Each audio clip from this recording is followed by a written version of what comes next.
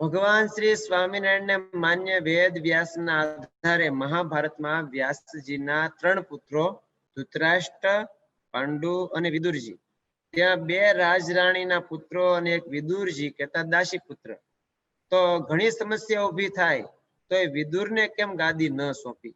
એટલે પ્રશ્ન હું જે સમજ્યો એ પ્રમાણે કે ભગવાને એક તો વેદવ્યાસજીને માન્ય કર્યા, એ તો ઠીક છે. મૂળ વેદવ્યાસજી 3 જે પુત્ર થયા કે ધૃતરાષ્ટ્ર વ્યાસજીના પુત્ર હતા, પાંડુ પણ અને વિદુરજી પણ વ્યાસજીના પુત્ર તરીકે એમને જન્મ લીધો. એમાં 2 જણે રાજરાણી થકી જન્મ લીધો અને એક વિદુરજીએ દાસી પુત્ર તરીકે જન્મ લીધો. તો ત્રણેય વ્યાસજીના હોવા છતાંય અને સમસ્યાઓ, ઘણી પ્રશ્નો ઉપસ્થિત. સમસ્યાઓ એટલે મારા ખ્યાલથી જ્યારે ગાદી અભિષેક એમનો કરવાનો થયો ત્યારે ઘણા પ્રશ્નો થયા, પણ વિદુરજીને ગાદી ન સોંપી અને ધૃતરાષ્ટ્ર અંધ હોવા છતાં પણ એમને સોંપી, એવો પ્રશ્ન હોઈ શકે કે એવું કેમ થયું? વિદુરજી જ્ઞાની હતા અને એ પણ વ્યાસજીના જ પુત્ર હતા, તો એમને કેમ ન સોંપ્યું? અને યુધિષ્ઠિરને અંધ હોવા છતાં, ધૃતરાષ્ટ્રને અંધ હોવા છતાં પણ એમને ગાદી સોંપી, એવો પ્રશ્ન હોઈ શકે. હવે આમાં 2 વસ્તુ આપણે સમજીએ કે આ વૈજ્ઞાનિક ઢબે પણ આપણે જોઈએ તો દરેક શરીરની અંદર પિતા અને પુત્ર બંનેના અંશ સમાયેલા છે. આ વસ્તુ જરા સમજવા જેવી છે.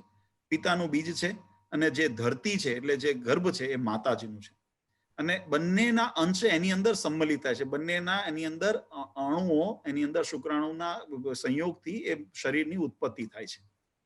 એમાં શાસ્ત્રની અંદર એવું એક બહુ સુંદર પ્રસંગ વરે છે કે આપણે બીજ જેટલું ઉત્તમ હોય ને એટલી ધરતી પણ ઉત્તમ જોઈએ. તમને એક દ્રષ્ટાંત આપું. વચનામૃતમાં મહારાજે કીધું ખારા પાટમાં બીજ વાવવું. તો બીજની ગુણવત્તા છે પણ ભૂમિની ગુણવત્તા નથી. ખારો પાટ છે તો ત્યાં એટલું તમને ઉપજમાં ફળ મળતું નથી. અને ઘણી જગ્યાએ ભૂમિની ગુણવત્તા હોય પણ બીજ નબળું હોય તો પણ એની ઉત્પત્તિ નથી થતી. એટલે બંનેનો સંયોગ થાય ત્યારે પાકની ઉત્પત્તિ સારી થાય. ફળની પ્રાપ્તિ, ઉત્તમ ફળની પ્રાપ્તિ બંનેના સંયોગથી થાય છે. એટલે બંનેનું પ્રધાનપણું બતાવ્યું છે. હવે આ સિદ્ધાંતને ધ્યાનમાં રાખીને ભૂમિની ગુણવત્તાને પણ પ્રધાનપણું જ્યારે સરખું મળતું હોય તો એક પ્રધાનપણું જે વ્યાસજીને થી ત્રણેયની ઉત્પત્તિ, એટલે ધૃતરાષ્ટ્ર, પાંડુ અને વિદુરજીની વ્યાસથી બીજની ઉત્પત્તિ જે થવી એ સમાન છે. પણ જે ભૂમિનું પાત્ર છે એટલે માતાનું જે ગર્ભ છે ત્યાં તફાવત જોવા મળે છે. 2 ક્ષત્રિયાણીય છે અને એક દાસી પુત્ર છે. આ પ્રસંગને બહુ સમજીએ તો મહાભારતની અંદર આદિ પર્વની અંદર સંભવ પર્વના અધ્યાય 133 ની અંદર ભીષ્મ પિતામહે આ પ્રસંગને બહુ સુંદર રીતે વર્ણન કર્યો છે.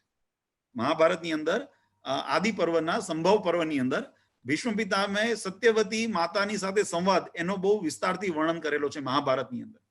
આપણે એનો એક પ્રસંગ લઈએ ત્યારે એમાં એક ભીષ્મ પિતામહે માતા સત્યવતીને આ વાત સમજાવી છે કે જ્યારે જમદગ્નિના પુત્ર એવા પરશુરામ જ્યારે ક્રોધાયમાન થયા અને એમને 21 વખત આ પૃથ્વીને ક્ષત્રિય વિહોણી કરી નાખી. આ પ્રસંગ એની અંદર લખેલો છે કે જ્યારે પરશુરામજીએ 21 વખત આ ક્ષત્રિય વિહોણી આ ધરતીને નક્ષત્રી એવી જ્યારે 21 વખત એમને વધ કરીને કરી નાખી ત્યારે બહુધા ક્ષત્રિય સમાજ ત્યાં વિનાશ પામ્યા છે. યુદ્ધની અંદર એ ક્ષત્રિયોનો વિનાશ થયો છે. હવે ધર્મના રક્ષણ માટે ક્ષત્રિયોની આવશ્યકતા છે. શાસ્ત્રોની અંદર જે વર્ણાશ્રમના ધર્મ જે તે સમયની અંદર, જે તે યુગની અંદર, અત્યારે પરિવર્તન યુગના કારણે ઘણું બધું પરિવર્તન જોવા મળે છે, પણ જે તે સમયની અંદર ધર્મના રક્ષણનું, રાજ્યના રક્ષણનું જવાબદારીઓ ક્ષત્રિયોને માથે હતી. સમાજનું રક્ષણ કરવાની જવાબદારી ક્ષત્રિયોને માથે હતી. અને ક્ષત્રિયો વિહોણો જ્યારે સમાજ થયો હોય ત્યારે ધર્મની રક્ષા ન થઈ શકે, ધર્મનું જેને કહેવાય ગાયોનું રક્ષણ ન થઈ શકે, ધર્મનું રક્ષણ ન થઈ શકે, સ્ત્રીઓની લાજનું રક્ષણ ન થઈ શકે. એટલે એવી બધી અરાજકતા ન ફેલાય એટલા માટે તે વખતે ક્ષત્રાણીઓ જે હતી, એ ક્ષત્રિયો જે યુદ્ધની અંદર જે શહીદ થયા, વીરગતિને પામ્યા હોય, એમના જે પત્નીઓ હતા એમને વેદકાલીન સંસ્કૃતિને અનુસરીને, કારણ કે એ સમયની અંદર વેદોની અંદર એવો અપવાદ જ્યાં આપવામાં આવેલો છે ત્યાં આગળ એને અનુસરીને જે વિદ્વાન બ્રાહ્મણો હતા, વેદ યજ્ઞ જે યુક્ત બ્રાહ્મણો હતા, એમની સાથે એમને પાણી ગ્રહણ કર્યું, વિવાહ કર્યા અને એનાથી જે ઉત્પત્તિ થઈ એટલે ક્ષત્રિયોનો પુનઃ જન્મ થયો. પણ એ કહેવાના ક્ષત્રિયો જ. કેમ? કારણ કે ત્યાં આગળ પુનઃ આ સિદ્ધાંતને લાગુ પડ્યો કે બ્રાહ્મણો થકી ઉત્પન્ન થયા પછી પણ એમની જે કુખ હતી, એમની જે ભૂમિ હતી, પૃષ્ઠભૂમિ, ક્ષત્રિયાણીઓ ગર્ભ હતું, એ ક્ષત્રિયાણીઓનો હતો, અને એટલે ક્ષત્રિય વંશની ઉત્પત્તિ પાછી થઈ. અને એટલે લખ્યું ઉત્પાદી તાન્ય પતયાની બ્રાહ્મણે વેદ પારગઈ પાણી ગ્રહણસ્ય તનય ઇતિ વેદેશુ નિશ્ચિતમ. વેદની અંદર આ પ્રતિપાદિત, આવું ભીષ્મએ ત્યાં આગળ મહાભારતની અંદર આ વાત લખેલી છે કે વેદની અંદર પ્રતિપાદિત કરેલું છે કે આવી અવસ્થા જ્યારે ઉત્પન્ન થાય ત્યારે આ રીતે પાણી ગ્રહણ કરાવી બ્રાહ્મણો પાસે, ને જે સંતાનની ઉત્પત્તિ થઈ એ ઉત્પત્તિ ક્ષત્રિયો જ કહેવાના. અને એ નીતિથી જ્યારે વ્યાસજી થકી જ્યારે પુત્ર ઉત્પન્ન થયા ત્યારે ધૃતરાષ્ટ્ર અને પાંડુ એ રાજ ક્ષત્રિયાણી ના કુખે જન્મ લીધો, એટલે એમને ક્ષત્રિય બીજ એનામાં અંશો રહ્યા. અને જે વિદુરજી હતા એને દાસીપુત્ર તરીકે જન્મ લીધો, એટલે એમાં ક્ષત્રિય અંશની અંદર ઉત્પત્તિની અંદર આવ્યું નહીં. એટલે હવે આ સિદ્ધાંતને ધ્યાનમાં રાખીને આપણે સ્થાન માટે જોઈએ, કારણ કે એમનો પ્રશ્ન છે એમને ગાદી કેમ ન સોંપી. તો ઘણા સ્થાન માટે ઘણી વિવિધ લાયકાતો શાસ્ત્રોએ બતાવી છે, જે યુગ પ્રમાણે પ્રધાનપણે વર્તતી હોય છે. એક તો રાજાના પુત્ર તરીકે હોય એને રાજગાદી મળે, એવી એક પરંપરા જે તે સમયની અંદર પ્રચલિત હતી. કારણ કે એ કુળના જે ગુણ છે, એ ગુણ એ બીજમાં સંસ્કાર, જેને આપણે ડીએનએ કહીએ છીએ, એ ડીએનએ ની અંદર, એ હોર્મોન્સની અંદર, એ બાળકની અંદર ઉતરતા હોય છે. એ જીવ વિજ્ઞાન છે, જીવ વિજ્ઞાન જે ભણ્યા હશે એને ખબર હશે કે એ ડીએનએ ને હોર્મોન્સને યથાવત જાળવી રાખવા એક જે તે સમયે એવા યુગની અંદર એવા સિદ્ધાંત હતા કે અમુક પદ માટે અમુક લાયકાત અને યોગ્યતા ધરાવતી વ્યક્તિને જ એ પદ ઉપર બેસાડવા. ઘણી અગર શારીરિક પૌષ્ટતાને પ્રધાનપણું આપેલું છે, ઘણા કામ માટે બુદ્ધિ પૌષ્ટતાને એટલે બુદ્ધિ વિદવત્તાને પ્રધાનપણું આપેલું છે. અમુક કામ હોય જેમ ભણાવવાનું, અધ્યાપકનું કામ કેમ જે તે વખતે અમુક વ્યક્તિઓને જ અમુક વર્ણને જ સોંપવામાં આવતું, કારણ કે એની અમુક યુદ્ધ કરવાના થાય, અમુક જ્યારે રક્ષણ કરવાનું થાય ત્યારે શારીરિક જોમ પૌષ્ટતા જોઈએ તો ક્ષત્રિયોને. તો એ પ્રમાણે જે ધર્મ વર્ગીકરણ જ્યાં વર્ણાશ્રમ વગેરેની અંદર કરવામાં આવ્યું, ત્યાં સ્થાન માટે પણ યોગ્યતા ગણવામાં આવતી. એટલે રાજાનો જે પુત્ર હોય એની અંદર રાજના કુળના જે ગુણો છે એ ગુણો એની અંદર સમાવિષ્ટ હોય એવી જ્ઞાન, અને એને પછી તૈયાર કરીને રાજગાદી ઉપર બેસાડવામાં આવતા.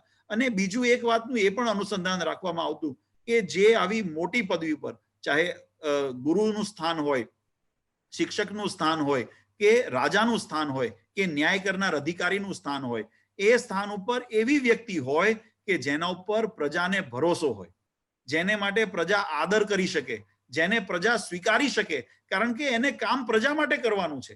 હવે જે વ્યક્તિને પોતે જ પોતાને જાતમાં અથવા પોતાનાની અંદર હય દ્રષ્ટિ પોતાને પ્રવૃત્તિ હોય અને પોતે જ્યારે એવી હય દ્રષ્ટિથી પોતાની જાતને જોતો હોય તો સમાજ એને આદરતાથી ક્યારેય ન સ્વીકારી શકે, અને એ એક પદ માટે યોગ્ય પણ ન ગણાય. કારણ કે એ પદ ઉપર તમે અનુચિત વ્યક્તિને જ્યારે બેસાડો ત્યારે એ સમાજ સુધી પોતાનું જે પ્રભુત્વ છે અથવા તો એનું જે કાર્ય કરવાની દક્ષતા છે એ ન પહોંચી શકે, અને પરિણામે સમાજની અંદર, રાજ્યની અંદર અરાજકતા ફેલાય. અને આ ન્યાય કરીને જ્યારે નિર્ણય કરવાનો થયો કે હસ્તિનાપુરની ગાદી ઉપર કોણે બેસાડવા, ત્યારે 3 વિકલ્પ હતા. એમાં વિદુરજી પોતે જ્ઞાની હતા, એટલે પોતે જ પોતાની જાતને એ માટે પ્રસ્તાવમાં આગળ ન કર્યા. એમને વિદુરજી એ પોતે જ્ઞાની હતા અને સમજતા હતા કે સમાજ મને કદાચ હું આ ગાદી ઉપર બેસીશ તો મને સમાજ એ દ્રષ્ટિ આદરથી નહીં જોઈ શકે, કારણ કે હું દાસી પુત્ર છું. એટલે મારી પ્રત્યે એ જે ભાવ હોવો જોઈએ, એ મારી મર્યાદા રાજાની એક જે નભવી જોઈએ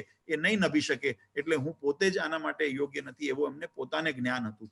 અને એ વસ્તુને પણ જ્યારે નીતિનો નિર્ણય કરવાનો થયો ત્યારે આ વસ્તુને ધ્યાનમાં રાખવામાં આવી. ધૃતરાષ્ટ્ર અંધ હતા, એટલે એ શરીરથી એમનામાં ભુજાબળ બહુ હતું. આપણે પ્રસંગ આવે છે કે જ્યારે મહાભારતનું યુદ્ધ સમાપ્ત થયું અને જ્યારે ભીમે દુર્યોધનનો વધ કર્યો અને જ્યારે પાછા હસ્તિનાપુર ગયા ત્યારે ધૃતરાષ્ટ્રને એમને કીધું કે મને બાથમાં ભીડો, ને એવું કહેવાય છે કે ત્યાં કૃષ્ણ ભગવાનને એમને અંદેશો મળી ગયો એટલે એમને એક લોઢાનું પૂતલું બનાવીને ભીમની જગ્યાએ ત્યાં પહેલા મોકલ્યું, અને એ ધૃતરાષ્ટ્રે એને પોતાના બાહુમાં લઈને એટલું બધું એને દબાવ્યું કે ત્યાં એના ચૂરે ચૂરા થઈ ગયા. હવે વિચારો, એટલી સશક્ત શરીર અને એટલી બુદ્ધિ અને આ બધું હતું એમનામાં. ભીષ્મએ એમને પોતે તૈયાર કર્યા હતા, પણ છતાંય એ પોતે શરીરથી અંધ હતા. એટલે એ દિવ્યાંગ હોવાને કારણે, અંધ હોવાને કારણે આજે એ પોતે સત્ય અસત્ય, ન્યાય અન્યાય જ્યારે કરવા બેસે ત્યારે લોકોને એનામાં ભરોસો ન બેસે. એ પોતે જ્ઞાની હતા પણ છતાંય એમને એની અંદર એ પોતાની ઉણપ, મેં કીધું ને, પોતામાં જ હય દ્રષ્ટિ જોવે, પોતાની ઉણપથી હંમેશા પીડિત હોય માણસ એ ક્યારેય બીજાને એ ન્યાય ન કરી શકે, કારણ કે એને પોતાનું જ ઉણપ પહેલા દેખાય. એટલે જેમ વિદુરજી માટે હતું કે એમને પોતાને એવો ભાવ હતો કે હું દાસી પુત્ર છું એટલે સમાજ મને નહીં સ્વીકારે, એવો હે ભાવ પોતાની તરફે, એમ ધૃતરાષ્ટ્રને પણ એ જ સિદ્ધાંત લાગુ પડ્યો કે પોતે અંધ હતા અને અંધ હોવાને કારણે એ રાજતંત્ર માટે, પ્રજા માટે સ્વીકાર્ય ન બને એટલે જ્યેષ્ઠ હોવા છતાં પણ એમને ત્યાં ન સ્વીકાર કર્યો. અને પછી રહ્યા પાંડુ, એટલે પાંડુની અંદર આવી કોઈ ખામી નહોતી એટલે પાંડુને રાજગાદી સોંપી. પણ જ્યારે પાંડુનું જ્યારે દેહાવસાન થયું, પાંડુ રાજાનું જ્યારે દેહાવસાન થયું, ત્યારે એમના પછી આ વસ્તુનો ઉત્તરાધિકારી તરીકે એમને પાછો આ પ્રશ્ન આવ્યો કે ધૃતરાષ્ટ્ર અને વિદુરજીમાંથી કોણે પસંદ કરવા. ત્યારે આ પ્રશ્નની અંદર પણ થયું કે ભાઈ આમાં બે અવગુણ છે, કે એક તો દાસીપુત્ર છે અને રાજબીજ નથી, જ્યારે આમાં અંધ છે પણ અને શરીરથી એટલા વિદુરજી એટલા સશક્ત નહોતા, પાછા શરીરથી દુર્બળ હતા. એટલે એ પણ થયું કે રાજા જો અશક્ત હોય તો બીજા રાજાઓ તરત જ આક્રમણ કરે, દુર્બળ રાજાને જોઈને બધાએ લાભ લેવા પ્રયત્ન કરે.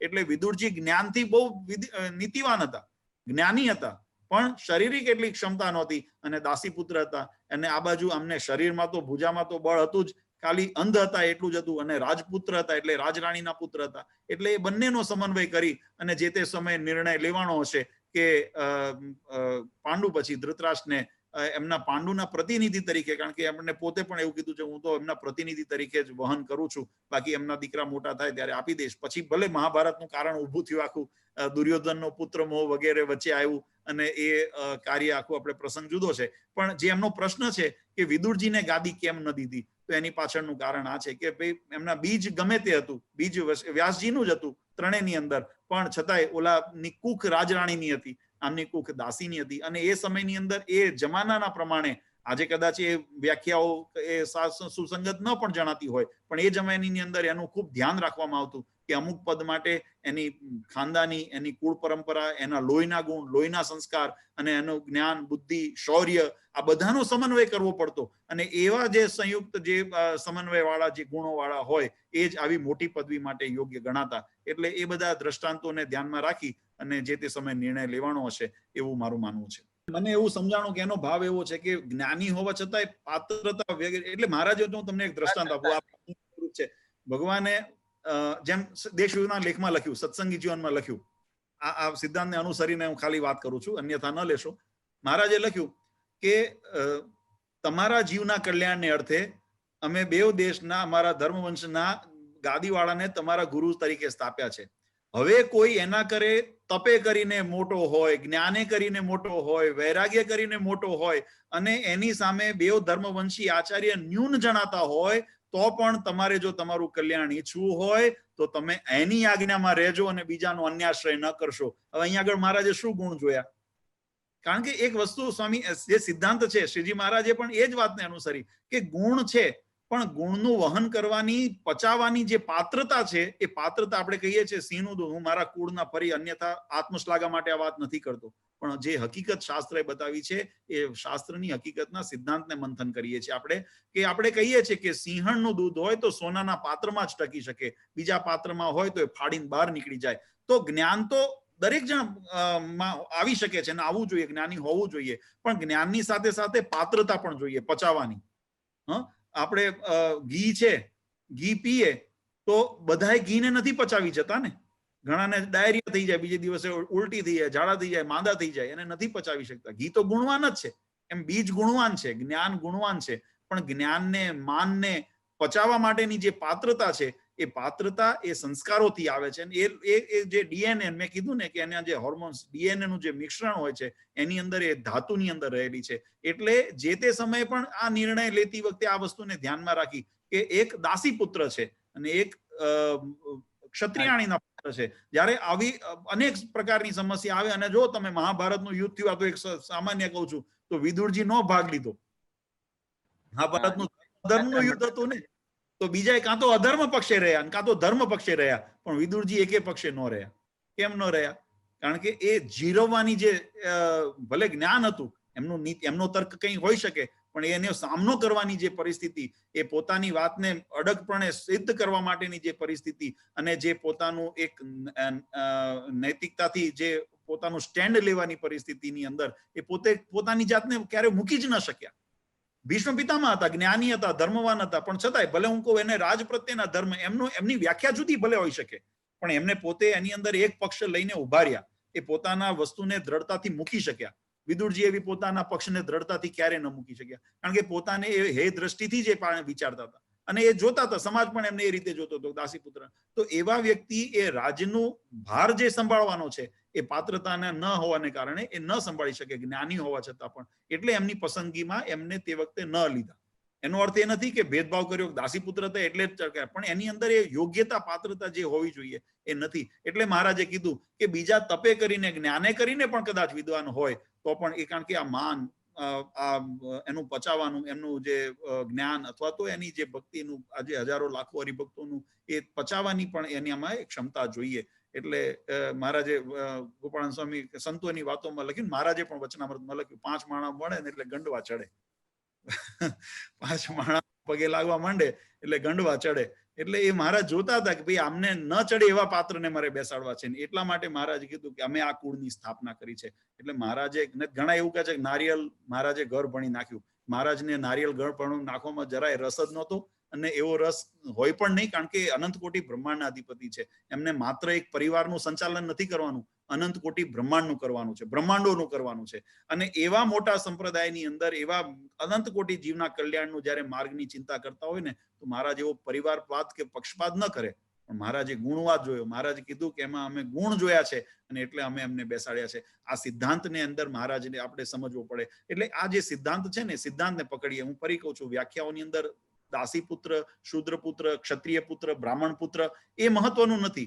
મહત્વનું છે કે ભગવાને કે શાસ્ત્રોએ જે તે સમયે જે નિર્ણયો કર્યા છે એ બહુ વિચારીને કર્યા છે. એ વિચારોને આપણે સમજવાની જરૂર છે, એ સિદ્ધાંતોને સમજવાની જરૂર છે, એને પચાવવાની જરૂર છે. જો એ સિદ્ધાંત પચાવીએ, સિદ્ધાંતને સમજીએ, તો આપણને એ કાર્યોની અંદરથી ગુણ દેખાય, અને ગુણ દેખાય તો આપણે એને એ પૃષ્ઠભૂમિ ઉપર, એ નીવ ઉપર આપણે આપણા ભવિષ્યની ઇમારત ઊભી કરી શકીએ. જો એની અંદર દખલ કરીએ આપણે, તો આપણી ઇમારત પણ તૂટે અને આપણું ભવિષ્ય પણ રૂંધાઈ જાય. બરાબર? એટલે એ રીતે આ બધી વસ્તુને સમજવાની હોય છે.